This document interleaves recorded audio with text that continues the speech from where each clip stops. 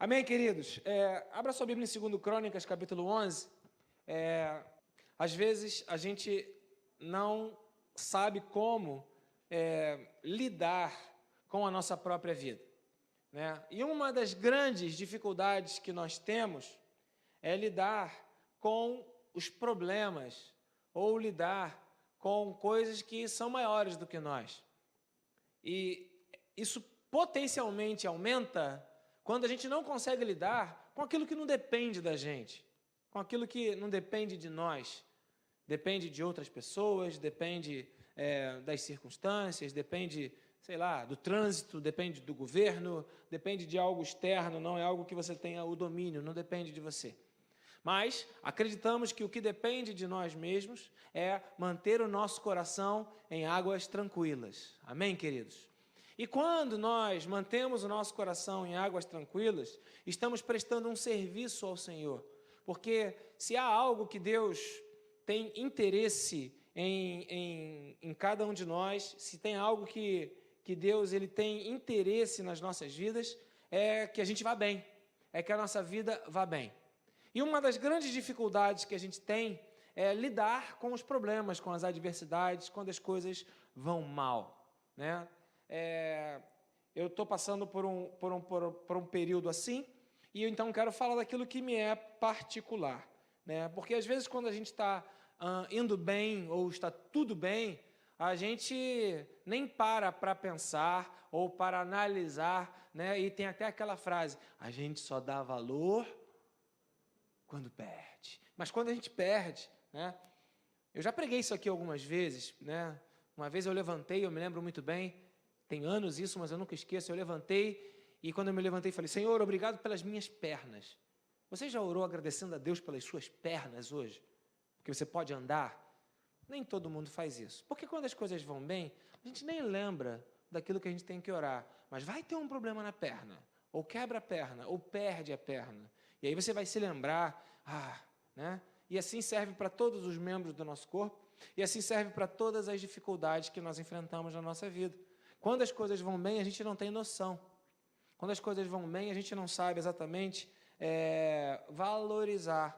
Mas quando faz falta, ou quando fica estreito, ou quando fica mal, aí a gente começa a entrar numa coisa que deu-se o nome de crise. Então, vira para o seu irmão e fala para ele, como você reage na crise?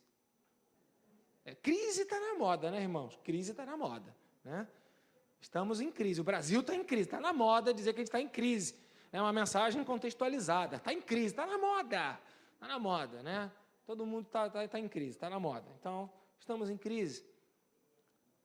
Porque a crise, na verdade, é a incapacidade que nós temos de lidar com os problemas de maneira própria, de maneira adequada, de maneira coerente, equilibrada e condizente com aquilo que Deus projeta nas nossas vidas. Porque, em algum momento, parece que a gente lê a Bíblia, a gente entende as coisas de Deus, mas quando chega na nossa vez, quando chega na nossa hora, quando chega no nosso tempo, parece que há um distanciamento enorme daquilo que você ouviu, daquilo que você aprendeu e para aquilo que você está vivendo. E você se esquece de Deus.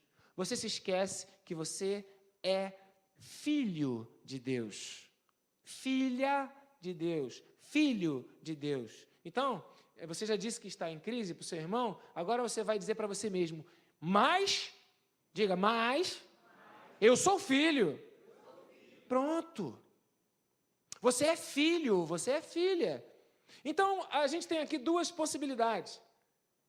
Ou focar na crise, ou focar na paternidade que temos. Ou focar no problema, ou focar em Deus. Porque ambas as verdades, elas coexistem. Nós somos filhos de Deus, mas estamos em crise.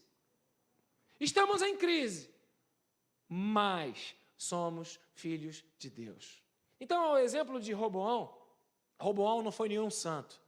Roboão, da descendência de Davi, substituiria seu pai, Salomão, morreu, um cara cheio de glória, inteligência, maravilhoso, espetacular, a rainha de Sabá elogiando ele aqui no capítulo 9 de 2 Crônicas, ele morre, Roboão se levanta, Roboão é aquele camarada que fala, o meu dedo mínimo vai ser mais grosso do que a coxa do meu pai, dizendo que ele seria rígido, duro, áspero, exigente, forte. E aí acontece uma revolta, Israel se revolta e Roboão precisa fugir. E ele vai embora, ele foge, mete o pé e ele corre. Diante da crise, ele corre. E aqui no capítulo 11, a partir do versículo 5, Roboão, que agora fugiu, ele morou em Jerusalém. Reconstruiu, repita comigo, reconstruir. Isso, algumas cidades para a defesa de Judá. Por que ele está reconstruindo? Porque foram destruídas. Por que foram destruídas as cidades de Judá? Porque quando ele se colocou como rei, houve uma revolta interna, e aí destruíram tudo, e ele teve que fugir. Mas ele morou em Jerusalém, e aí o que ele fez? Reconstruiu aquilo que estava destruído. E aí vai dizendo o que ele reconstruiu, vamos lá. Belém, Etã, Tecoa, Betzur, Socó, não é nome de gente, é nome de cidade, Adulão, Gate, Maressa, Zif, Adoraim, Laques, Azeca e Zorá, Aigilom e Hebron. Essas cidades foram fortificadas em Judá, no território da tribo de Judá, e em Benjamim, no território da tribo de Benjamim, só para você se situar historicamente. Adiante. Ele, repita comigo, fortaleceu. Então, duas coisas ele fez. Primeiro, ele reconstruiu. Depois, ele fortaleceu as suas defesas. E nelas colocou comandantes, líderes, pessoas que estariam dando a ordem, sendo a voz, comandantes, com suprimentos de alimentos, azeite e vinho. Armazenou. Então, ele reconstruiu, ele fortaleceu e agora ele armazenou, que é guardar, estocar. Ele armazenou escudos grandes e lanças em todas as cidades, aquelas todas que você viu os nomes ali, tornando-as muito fortes. Para que as cidades se tornassem fortes, primeiro ele precisou reconstruir. Repita comigo, reconstruir. Segundo, fortalecer. Repita, fortalecer. E terceiro, armazenar. Reconstruir, fortalecer e armazenar. São dicas para quem está passando pela crise. Então, ele fortaleceu, ele reconstruiu, ele fortaleceu e ele armazenou as cidades, tornando-as muito fortes. Assim, Judá e Benjamim continuaram sob seu domínio. Pode seguir. Aí começa a contar outra história. Os sacerdotes e levitas de todos os distritos lá de Israel o apoiaram. Vai adiante, até o 17. Os levitas chegaram até a abandonar as suas pastagens e os seus bens e foram para onde Roboão estava, e lá para Jerusalém. Por quê? Porque o cara que tinha se revoltado, Jeroboão, e os seus filhos haviam os rejeitado como sacerdotes do Senhor. Verso 15, nomeando seus próprios sacerdotes para altares idólatras. Então, aqueles sacerdotes levitas falaram, não, a gente está sendo rejeitado porque a gente serve ao Senhor. Então, vamos voltar para onde está Roboão, que lá ele está servindo ao Senhor. Então, Jeroboão tinha nomeado seus próprios sacerdotes para os altares idólatras e para os ídolos que haviam feito em formas de bodes e bezerros. Verso 16. Então, de todas as tribos, aqueles que estavam realmente dispostos a buscar o Senhor, o Deus de Israel, seguiram os levitas até Jerusalém para oferecerem sacrifícios ao Senhor, ao Deus de seus antepassados. E finalmente, verso 17, repita comigo, eles fortaleceram o reino de Judá e durante 3 anos apoiaram Roboão, filho de Salomão, andando nos caminhos de Davi e de Salomão durante esse tempo. Inicialmente, só quero mostrar para vocês essas atitudes de Roboão, que só começaram a acontecer depois que ele perdeu o que ele tinha. Roboão, ele não reconstruiu Judá e Jerusalém antes. Roboão, ele não fortaleceu as cidades antes. Ele não nomeou comandantes com azeite, vinho e alimentos antes. Ele não armazenou escudos, lanças antes. Ele só fez isso depois que veio destruição sobre aquilo que ele tinha. Ele fez uma bobagem, ele tomou uma decisão errada, ele foi contra o profeta de Deus que tinha falado, não faça isso, Roboão. Ele ouviu os seus amiguinhos, ele ouviu as pessoas que estavam do lado dele, que falaram para ele coisas que inflaram seu ego, falaram para ele, você é bom, você é o rei, você tem que mostrar a tua força, e ele, em vez de ouvir a voz do Senhor, ele ouviu as pessoas que estavam do lado dele falando coisas que ele queria ouvir, mas que não eram da direção de Deus para a vida dele. E por causa disso ele fez bobagem, escolheu errado, e aí começou a perder aquilo que ele tinha. Houve uma revolta, Jeroboão se revoltou contra ele, e Roboão teve que fugir, sair fora. Então aqui o contexto é de uma pessoa que estava tudo bem com a vida dela. E porque estava tudo bem com a vida dela, ela não fez quando deveria ter feito. E agora, quando estava tudo ruim na vida dela, ela começou a se movimentar e a fazer um monte de coisas que ela não fazia antes. Repita assim comigo: ô ser humano, por que a gente é assim? Por que a gente só faz as coisas depois que a gente está sofrendo? Por que você vai esperar para estudar depois que fica velho? Por que você vai esperar para parar de comer açúcar depois que pega diabetes? Por que você vai começar a pensar em descansar só depois que você já está estressado? Por que você espera para fazer o que você deve fazer já? Qual é o impedimento que te impede de você fazer como José, armazenar no tempo da fartura?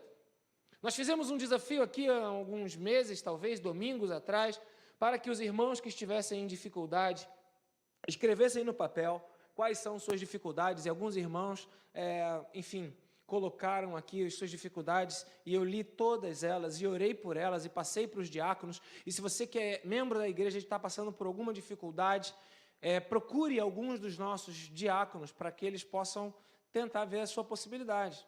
Por exemplo, eu vi lá uma pessoa que colocou, tenho dívidas de 8.000 reais. Difícil a igreja poder pagar uma dívida dessa. Mas eu tenho gente que tem dívida de 500 reais. Mais fácil. Mas o problema não é o problema a palavra. O que eu quero salientar aqui é que existem pessoas com dívidas. Por que se faz uma dívida? Veja, uma dívida ela é construída quando você tem dinheiro. Ou pelo menos quando você acha que tem dinheiro. Uma dívida ela é construída quando você acha que vai dar conta de pagar. Quando você acha que está tudo bem. Não é isso? Por exemplo, um financiamento imobiliário, que é um aluguel que te dá direito depois, quando você morre, deixar de herança para o teu filho aquilo que você pagou a tua vida inteira. Porque isso aqui é um financiamento imobiliário. Você compra um imóvel, paga a vida inteira, quando você morre, teu filho herda. Não, eu saí do aluguel. Saiu do aluguel, foi para onde, meu filho? Enfim, aí, lá no financiamento imobiliário, tem uma cláusula lá que diz o seguinte, um seguro. Se você ficar desempregado, se você morrer, se você tiver alguma dificuldade, que vai te ajudar a pagar um pouco as prestações. Por quê? Porque como o seguro é de 25, o financiamento é de 25, 30 anos, você não sabe se daqui a 25, 30 anos você vai ter condições de pagar. Então eles fazem uma coisa chamada seguro, para te proteger de quê? Do teu futuro. Proteger do que pode acontecer depois. O fato é que, como nós não sabemos o que vai acontecer depois, precisamos entender que uma das dificuldades do ser humano é guardar dinheiro. Por quê? Porque quando está tudo bem, você só pensa em sentar o dedo, irmãos. Em comprar, em gastar, em viver, em comer, em passear. Eu já falei isso aqui, há muito tempo eu não falo, mas me perdoem, mas eu vou falar de novo. Uma coisa que todo mundo que é duro, pobre, adora, é andar de táxi. Agora, andar de Uber. Você pode ver, o cara não tem dinheiro direito, ganha pouco, mas para esticar o dedo para parar um táxi, dignidade de andar, de locomover, para pegar o aplicativo e ligar para o Uber, é um espetáculo, né? E descobriram isso. Uma das coisas que eu vi na África, que eu fiquei assim surpreso, foi ir lá para dentro do fim do mundo, na curva, quatro espaços depois da curva do fim do mundo, tinha lá um indivíduo morando numa nada. A Regilândia estava lá e viu comigo. A Regilândia se abaixou, começou a pregar, 2 senhoras sentadas numa rede. Sabe o que elas tinham na mão? Lá tinha luz? Não. Lá tinha água? Não. Lá tinha comida? Não. Lá tinha celular? Sim. Se tiver Uber lá, vão usar.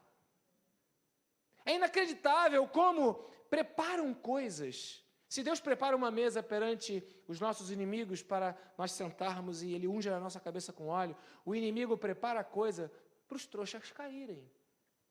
E é lamentável, os trouxas caem. Então veja, no tempo que está tudo bem, eu ganho pouco. Então você ganha pouco, você vai gastar o pouco que você tem. Então veja, foi o que Roboão fez. Ele não fez o que precisava fazer na hora que tinha que ter feito. E quando você não faz o que precisa fazer na hora que tem que fazer, depois você paga, sofre, vive as consequências. Por quê? Porque aquilo que o homem semear, também colherá. Então você está empregado? Amém? Junta dinheiro. Está sobrando? Amém?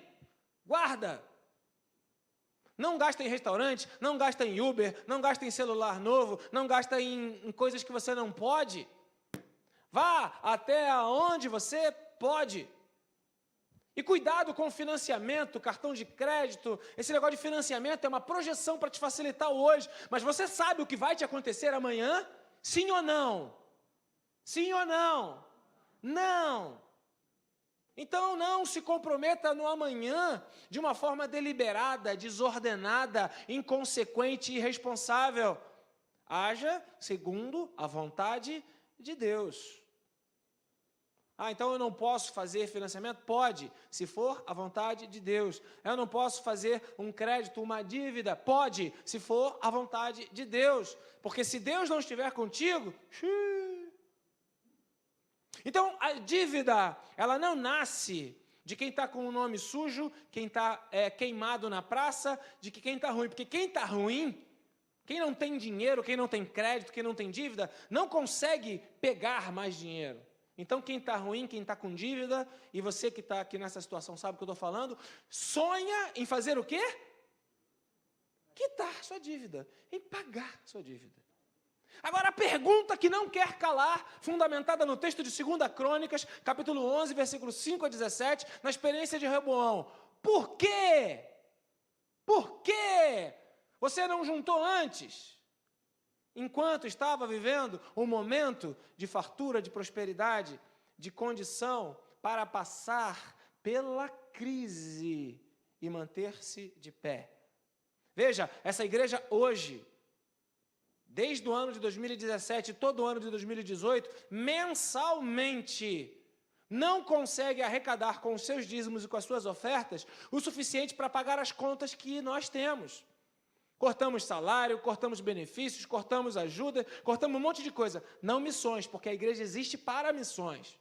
Se não houver missões, não existe porquê da igreja existir. Mas cortamos o que podíamos cortar, estamos planejando cortar o que pode ser cortado, mas ainda assim não é suficiente. Então a pergunta é, como que a igreja consegue sobreviver? Como que a igreja consegue manter-se de pé? Por quê? Que mistério é esse? Porque nós aprendemos que eu tenho que reconstruir, fortalecer e armazenar quando tudo está bem. Porque quando chegar o dia mau, e no mundo tereis aflições, eu não vou ter tempo para fazer isso. Então, querido, Jesus estava lá escrevendo no chão, trouxeram uma mulher pega em flagrante adultério, e aí imagina você sendo agora trazido pelos seus credores. Está devendo, Jesus, está devendo, Jesus, está devendo, Jesus. E os seus acusadores querendo te tacar pedra, te processar, te prender, tomar tudo. Aí Jesus continua ignorando eles. Aí Jesus vira para eles e fala: quem nunca deveu, atire a primeira pedra. Aí cada um dos devedores vai indo embora. Aí Jesus fala para esse que está cheio de dívida, olha para ele e fala: paga o que tu deve. Vai, e não faça dívida de novo. Vai, e não peques mais. Então, a cura para a sua dívida não é o pagamento do dinheiro, daquele montante que você está devendo. A cura da sua dívida é uma mudança da sua mentalidade, de como surge o problema.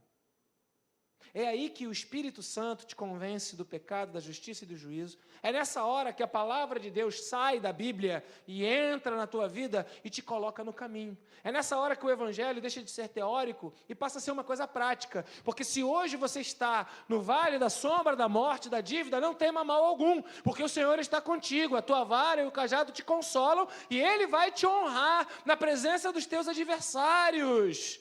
Mas quando isso acontecer, em nome de Jesus, não retroceda, não faça de novo, não volte atrás, não volte ao tempo da ignorância, não volta para a lama, não volta de novo a fazer aquilo que você já fazia. Então foi exatamente isso que Roboão fez. O que ele fez? Ele começou agora a se movimentar, do 5 ao verso 12, ele começou a reconstruir, a fortalecer as defesas, e quando você reconstrói e fortalece, você se torna muito forte. Quando você começa a parar os absurdos, os gastos, os abusos emocionais, os abusos de tempo, os abusos seja lá de qual área que for, porque eu estou usando aqui o exemplo da área da dívida, porque é uma realidade de muitos irmãos da igreja, então, mas poderia ser algo ligado, por exemplo, às emoções, ligado ao sonho de casar, ou ligado ao sonho de comprar alguma coisa, ou ligado ao sonho de passar no concurso, ou ligado a um sonho de comprar um carro, ou ligado a um sonho de aprender um instrumento. Tudo depende do quanto você está disposto a fazer o que precisa ser feito. E é nessa hora que Jesus, o caminho, ele te coloca no eixo. E ele vai te guiando para o lugar certo. Então, Roboão, ele estava no reino, ele estava bem, morava na casa de papai Davi, papai Salomão, tudo pronto, feliz, alegre, numa boa. De repente, ele faz uma bobagem, faz coisa que não tem que fazer, perde tudo. E porque ele perdeu, ele começou a fazer as coisas certas. Então, ele começou a reconstruir, a fortalecer, a armazenar. Então, se você está passando por um momento de crise, é tempo de você reconstruir o que foi destruído. É tempo de fortalecer o que precisa ser fortalecido. E é tempo de armazenar o que precisa ser armazenado. Eu ontem estava lá em casa e comecei a fuçar as coisas do guarda-roupa. Porque lazer também é você olhar para dentro do seu guarda-roupa. Não sei se você entende como lazer. E eu abri meu guarda-roupa, tem uma caixa enorme lá, e eu fui fuçar as coisas antigas. E comecei a olhar um monte de CDs. Alguém lembra do CD ainda? Eu tenho vários CDs lá em casa. Eu comecei a ver CDs, Descanso, um CD, Esperança, daquela Heloísa Rosa. E comecei a ver os CDs. E lá, dentro daquela caixa, tinha um GPS, antigo, guardadinho. Alguém lembra que existe ainda um aparelho chamado GPS? Um negocinho, todo mundo hoje tem no celular. E eu peguei. E aquilo era de plástico, e o plástico, quando fica guardado muito tempo, ele sofre uma reação química, e a capinha ficou toda, desculpa a expressão, emelecada, assim, gosmenta, ruim. Aí eu pegava, ficou grudenta, aí eu joguei lá na internet como é que faz para limpar, aí mandaram jogar WD-40, aí eu fui lá no meu armário da oficina, porque todo homem tem um armário oficina dentro de casa, a caixa de ferramenta, às vezes muito desarrumada, às vezes organizado, e aí, aí eu fui lá, peguei WD-40, botei num pote de sorvete, deixei lá, aí fiquei arrumando, aí eu perguntei, eu estou consertando, mas para que eu estou consertando isso? E aí eu me perguntei, para que eu armazeno coisas que não precisam ser armazenadas? Então, Roboão armazenou mas armazenou o que precisava ser usado, o que iria ser útil para a vida dele. Olha como isso é vivo, né? Quanta coisa que não precisamos guardar, a gente guarda. Queridos, eu estou falando de uma experiência minha de ontem. Eu tive uma grande dificuldade quando eu dei aula, e eu dei aula falando sobre a idolatria dentro da igreja, lá no Seminário Betel, e eu falei sobre a idolatria à Bíblia. Eu contei isso aqui para vocês? Não? Eu falei sobre a idolatria à Bíblia. Antigamente se colocava uma Bíblia aberta em cima assim. Se colocava a Bíblia no carro. A Bíblia era um amuleto, né? Para dar sorte em casa, para espantar ladrão no carro. E eu tinha a minha Bíblia de convertido. A Bíblia que eu ganhei em 1978. Pensa aí. A Bíblia de 1978 guardada. Culpa da Michele. Pastor, eu posso jogar fora uma Bíblia? Eu falei, Michele, não sei. E aí eu precisei repensar toda a história da minha vida com Deus para poder responder a Michele a essa pergunta. Por quê? Porque eu tinha a minha Bíblia de 1978 guardada lá dentro dos meus aposentos, guardadinha, e eu não podia tocar nela. Amuleto. Não jogar a Bíblia fora é pecado. E eu me falei, não, é um pedaço de papel com letras escritas, porque o que tem valor não é o papel com as letras escritas, o que tem valor é o significado para mim na prática. Mas eu posso dizer para vocês, demorei 1 mês para conseguir jogar a Bíblia fora. Mas joguei. Porque a gente costuma acumular coisas que a gente valoriza, que a gente diz que vai ser usado um dia. Eu fui na casa do meu sogro sexta-feira, fiquei com ele de 8h30 da manhã até 2h da tarde, e ele fala, irmãos, meu sogro Nivaldo fala, né? Diferente da Nivaldinha, mas o sogro fala. E eu estava manobrando o carro e tinha lá um pedaço de vergalhão de obra, assim, devia ter uns 25 centímetros, caído no chão. Ele passou, olhou, pegou. Vou tirar isso daqui. Eu falei, joga ali que é melhor, ali é perigoso. Não, jogar fora um ferro desse? Eu posso precisar um dia. Aí eu olhei para ele e falei, meu Deus, Senhor, não me deixa chegar nesse estágio. Aí eu pensei, mas eu tenho uma Bíblia guardada velha, mas eu tenho um GPS guardado, melecado, e agora pergunta se eu consegui jogar fora o GPS. Aí eu perguntei para a Drica, eu vou jogar fora, Drica, não, vê se vende. A gente armazena o que não serve para nada.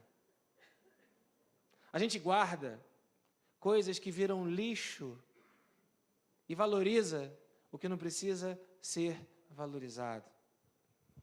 Roboão, ele não guardou lixo. Ele não guardou coisas sem utilidade, porque ele tinha apego emocional, afetivo, ou porque ele achava importante. Ele guardou escudos. Escudos servem para proteger. Ele guardou lanças. Lanças servem para atacar. Ele tinha propósito em todas as coisas da vida dele. Quanta coisa a gente está guardando que é inútil. Quantas razões você guarda dentro de você. Ah, mas eu tenho razão. Quantos motivos você guarda dentro de você. Ah, mas eu tenho meus motivos. E isso só serve para entulhar a sua vida. Não tem propósito nenhum. Pelo contrário, deixa a sua vida muito pesada, sobrecarregada de coisas desnecessárias.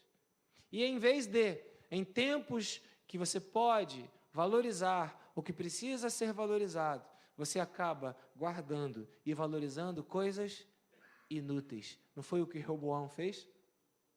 Estava com a vida dele boa, mas em vez de valorizar o conselho do Senhor pela boca do profeta, ele valorizou o conselho dos amigos na boca de gente que só queria tirar onda. Não, você é forte. Não, o seu dedo mínimo é mais forte do que o lombo dos seus pais. Tem que ser rígido, tem que mostrar quem manda. E Roboão guardou o conselho equivocado no passado, mas ele aprendeu. E agora ele já não está guardando mais o conselho errado, porque se você ler, não foi o caso, mas se você ler do 2 Crônicas, do capítulo 11, do versículo 1 ao versículo 4, eles se movimentaram, Roboão e os derrotados, se movimentaram para atacar Jeroboão. Segundo Crônicas, capítulo 11, versículo 1 ao 4. Mas o Senhor falou para ele. E em vez de Roboão agir segundo a sua própria intenção, de ter guardado aquele rancor, de ter guardado aquele sentimento, eu sou rei, eu perdi, eu quero de volta o que é meu, eu quero de... Porque tem crente que é assim, né? Ainda canta o corinho da época boa, né, irmã? E fala, restitui, eu quero de volta o que é meu, mata o desgraçado, né? Que me roubou. E você mantém o ódio no seu coração, mantém a raiva no seu coração, mantém a falta de perdão no seu coração, em nome da restituição. E aí o Senhor fala, segundo Crônicas, capítulo 11, verso 1, até o verso de número 4. O Senhor fala, não vai lutar contra os seus irmãos não, porque fui eu que fiz acontecer essa confusão toda. Então, quando Roboão chegou em Jerusalém, convocou 180 mil homens de combate, para guerrearem contra Israel e recuperarem o reino. Olha o verso 2. Entretanto, veio do Senhor essa palavra a Semaías, o homem de Deus, verso 3. Diga a Roboão, filho de Salomão, diga o que, verso 4? Assim diz o Senhor, não saia a guerra contra os seus irmãos, voltem para casa. E olha o que está aqui, e eles obedeceram. Mas Roboão tinha ouvido antes a palavra do profeta. Facilita a vida para o pessoal. E ele não ouviu.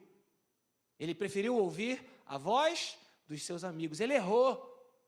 E aí, na segunda vez, quando ele ouviu a voz do Senhor, ele falou, nananina, já errei uma vez, eu não vou errar de novo. Lembra da mulher? Vai e não peques mais. Lembra do exemplo da dívida? Fez dívida? Quita e não faça de novo. Então, existe em nossas histórias ou em nossa vida a capacidade de você reconstruir o que foi destruído, fortalecer o que foi enfraquecido, armazenar o que precisa ser armazenado e agora fazer diferente. Você pode fazer diferente. Tem como mudar a história da sua vida. Tem como fazer diferente. Você pode fazer diferente. Você pode recomeçar, fazer de novo, diferente. Porque a verdade quanto mais é que nada muda se nada muda. Não espere resultados diferentes, fazendo as mesmas coisas. Então é tempo de mudança. É tempo de obedecer agora a voz do Senhor. Eu não obedeci antes, mas agora eu obedeço. Ah, mas eu obedeço e dá errado. Daqui a pouco eu falo sobre isso. Ah, mas eu obedeço e parece que não serve para nada. Daqui a pouco eu falo disso. Ah, mas eu obedeço e vou ter problema de novo, estou tendo problema de novo. Qual a vantagem de obedecer? Daqui a pouco eu falo sobre isso, é onde eu vou chegar. Mas o problema é que, se você não mudar, nada muda. Se nada muda, Roboão obedeceu. Bom, como a gente tem a nítida certeza de que a palavra de Deus ela não falha, tudo aquilo que o homem semear, isso colherá. Ele obedeceu. Resultado, ele se estabeleceu. Ele ficou firme. Verso 17, 2 Crônicas, capítulo 11, verso 17. Eles fortaleceram o reino de Judá e durante 3 anos apoiaram Roboão, andando nos caminhos de Davi e de Salomão durante esse tempo. Então vamos lá. O que aconteceu com Roboão? Estava tudo bem, ele não fez o que precisava fazer, fez coisa que não deveria. O que aconteceu com ele? Ficou tudo ruim, tudo mal. Aí o que ele fez? Obedeceu à vontade do Senhor, consertou, reconstruiu, fortaleceu, armazenou. E agora o que aconteceu com ele? Ficou tudo bem de novo. E aqui entra o perigo da estabilidade. De novo, outra vez, quando está tudo bem, Salomão afrouxou os seus valores, aliviou. Tipo Davi, que em vez de ir para a guerra, ficou na casa dele. Tipo, às vezes, a gente que está na casa com preguiça, hoje eu não vou para a igreja não, estou tão cansado. Dá uma afrouxadinha. Tipo, não, meu trabalho começa às 9, mas até 9h10 não tem problema. Ninguém chega às 9. Dá uma afrouxadinha, alivia um pouquinho. Porque a gente só alivia, só diminui o padrão, só se sente confortável de não fazer além daquilo que estamos fazendo, porque está tudo bem. É o perigo da estabilidade. Verso 1 do capítulo 12. Depois que Roboão se fortaleceu, firmou-se como rei, ele e todo Israel, o que aconteceu? Faz assim comigo. Que tragédia do ser humano. Estava tudo bem, ele abriu mão das coisas de Deus. Ficou ruim, ele se voltou para Deus e se fortaleceu. Aí quando ele fez isso, ficou tudo bem de novo. E agora que ficou tudo bem, o que ele faz? Abre mão de novo. Ô, bichinho danado. Olha o que diz o verso 2. A gente vai ler até o 8. Por terem sido infiéis ao Senhor, Sisaque, rei do Egito, atacou Jerusalém no 5º ano do reinado de Roboão, com 1.200 carros de guerra, 60.000 cavaleiros e um exército incontável de líbios, suquitas, etíopes, que vieram do Egito com ele. Conquistou as cidades fortificadas de Judá, chegou até onde estava lá Roboão, que estava numa boa, estava tranquilo, mas que afrouxou, que vacilou, que achou que estava tudo bem, não precisava fazer o que tinha que fazer. Verso 5, então, Semaías, aquele cara que ele tinha ouvido antes, ele aprendeu.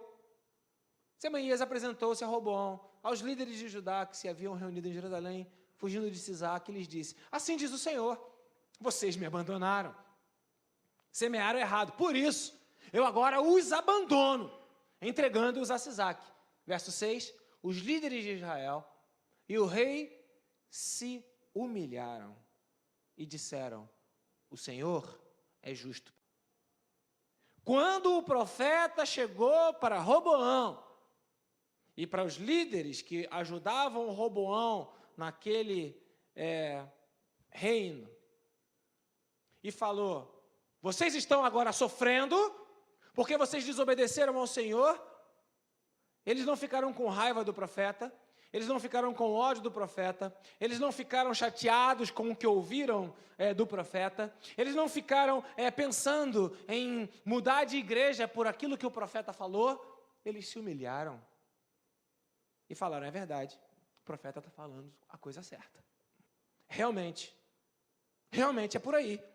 Não adianta eu ficar com raivinha de ouvir ou querer ouvir o que eu gosto de ouvir, porque lá atrás, quando eu ouvi o que eu gostava de ouvir, os meus amigos, as pessoas que me levantavam, que falavam o que eu tinha vontade de ouvir, quando eu ouvi aqueles conselhos, a minha vida foi trágica, foi uma tragédia. E na verdade, eu sei que eu não fiz o que o Senhor tinha me falado para fazer. E o profeta agora revelou, desmascarou, apontou. Então eu vou ficar com raivinha dele? Não, é bobagem. Pelo contrário, disseram para Semaías: o Senhor é justo. Realmente é verdade. A gente fez o que não devia de fazer. Abandonamos o Senhor. Nós erramos de novo. Ô, tragédia do ser humano. Quando está bem, como faz coisa errada. E aí, eles entenderam que o profeta tinha falado a coisa certa. Não ficaram com raiva, chateados, magoados, entristecidos. Pelo contrário, entenderam: nós erramos. E aí acontece um sobrenatural na vida de Roboão, dos seus líderes. Eles abrem uma porta, eles pegam uma chave nas mãos e abrem uma porta que mexe, que move, que de alguma forma abala os céus e toca no coração de Deus. Eles se humilharam. A humilhação, ela não é para a tua derrota, ela é para a tua vitória. A humilhação não é para a tua derrocada, destruição. A humilhação é a chave de Deus para a restauração da sua vida. Por isso que no versículo 7, quando o Senhor viu que eles se humilharam, porque a Bíblia fala que o coração contrito e quebrantado, Deus não vai desprezar. E Deus não é homem para que minta, nem filho do homem para que se arrependa. Semeou besteira, vai colher as consequências. Mas se você se humilhar, se o meu povo que se chama pelo meu nome, se humilhar, orar e me buscar, então eu ouvirei dos céus, perdoarei o seu pecado e sararei a sua dívida. Então veio a palavra do Senhor a Semaías dizendo, visto que eles se humilharam, não os destruirei, mas em breve lhes darei livramento. Você quer livramento para a sua vida? Quer livramento, meu filho?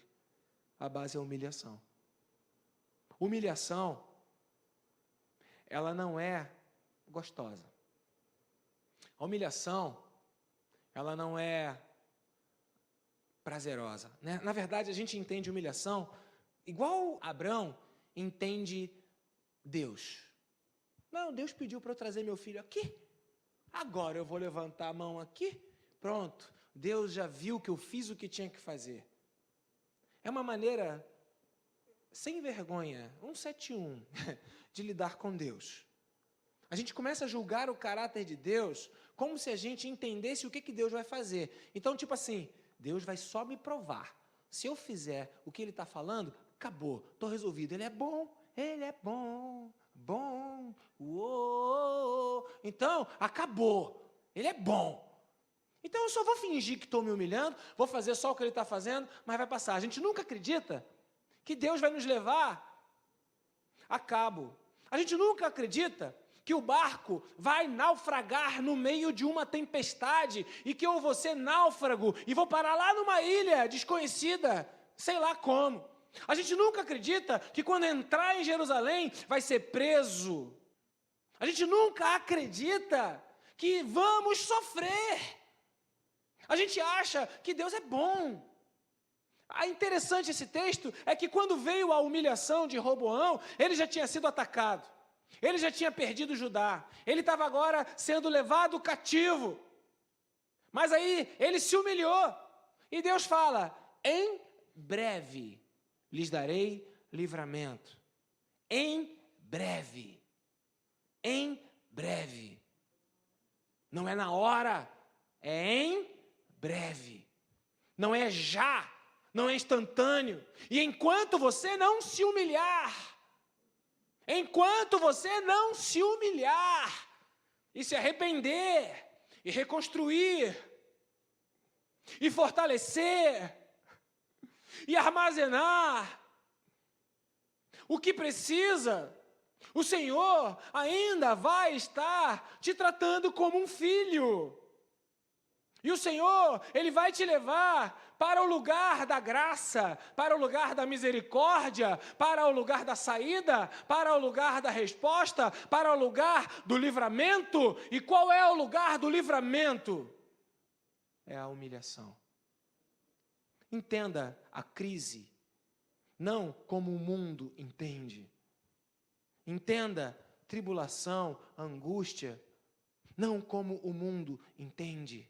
A maior tragédia é quando algumas igrejas de Cristo e alguns pregadores, em nome de pregarem a si mesmos, ignoram que a tribulação, que os problemas, que as crises, que o que você perde, não tem a ver com Satanás, porque o domínio não é do diabo, o domínio é de Deus. Ele dá o que Ele quer, do jeito que Ele quer, para quem Ele quer, na hora que Ele quer. E porque entendem que é do diabo, pregam contra o inimigo, enquanto Deus está usando a tribulação para levar você para o lugar do livramento. E você vai para a igreja, canta, e ora, e repreende a crise, repreende o inimigo, repreende a tribulação, mas é ela um instrumento de Deus para abrir a porta do livramento na tua vida. Porque a tragédia do ser humano é que quando tudo está bem, a gente não faz o que precisa fazer.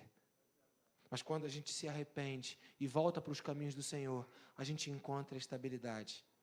Mas quando a gente encontra a estabilidade, a nossa tendência é abrir mão de novo de Deus.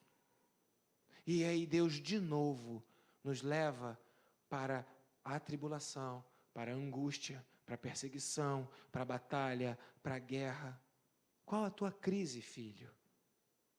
Qual a sua crise? E eu quero encerrar lendo contigo Hebreus, capítulo 12, verso de 1 a 2. Você já conhece esse texto? Se não conhece, conheça agora. Hebreus, capítulo 12. De 1 a 12 diz assim. Antes, repita assim comigo. Eu estou em crise. Mas sou filho. Amém? Você é filho? Você é filha? Amém ou não amém? Que bom. Então vamos lá. Portanto, também nós, uma vez que estamos rodeados por tanta gente, tão grande número de testemunhas, livremo-nos de tudo que atrapalha. Eu não vou armazenar o que não presta. Ou seja, queridos, eu na prática tenho que jogar meu GPS fora, está lá em casa. E ele funciona. Alguém quer um GPS usado da Garmin? Velho, melecado, eu estou doando. Sério. Talvez eu coloque no bazar para a Cristina fazer milagre daquele GPS. Livre-se de tudo que te atrapalha. E sabe o que te atrapalha? Sabe o que te atrapalha? O que não te ajuda. O que não tem propósito. O que não serve. Sabe o que te atrapalha? O que não serve. Livre-se de tudo que te atrapalha. E o que te atrapalha nem sempre é pecado. Por isso o autor aos Hebreus fala, livrar-se de tudo que te atrapalha e do pecado, porque são coisas distintas. De repente o que te atrapalha não é pecado. Não tem nada a ver. Não tem nada a ver, mas te atrapalha. Se livra. Não tem nada a ver, todo mundo faz. Ok, se livra, te atrapalha. Porque não serve. E o que não serve, te atrapalha. Lembre-se, livre-se de tudo o que te atrapalha, do pecado que te envolve, e corra com perseverança a corrida que nos é proposta, o propósito de Deus para a sua vida, o plano de Deus para a sua história, o sonho que Deus tem para você. Tendo os olhos fitos, fixos, paralisados, hipnotizados em Jesus, autor, ele que origina, e consumador, ele que conclui a nossa fé.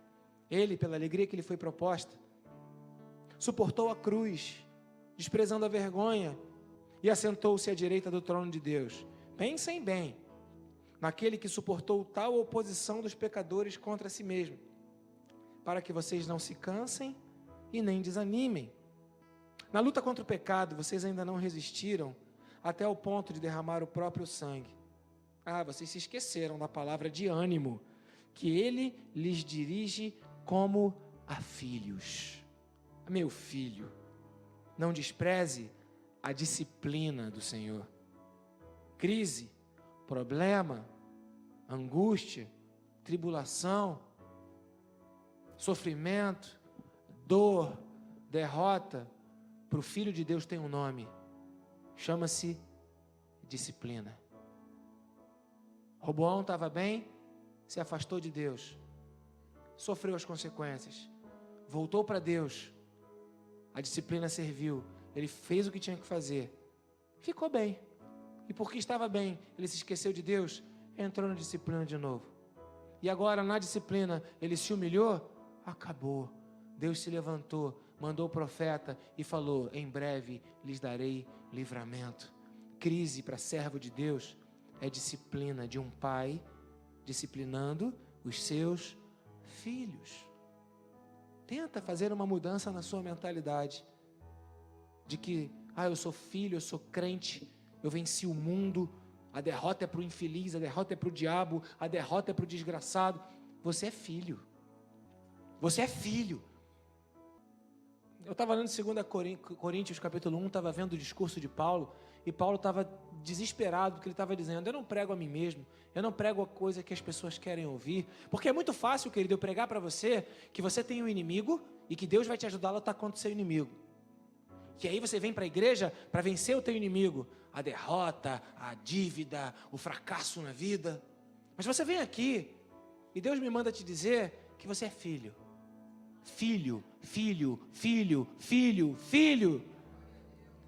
E o problema na tua vida não é o inimigo, é disciplina. É Deus querendo te levar para o lugar certo, para você fazer a coisa certa e do jeito certo. E você reconstruir fortalecer e armazenar.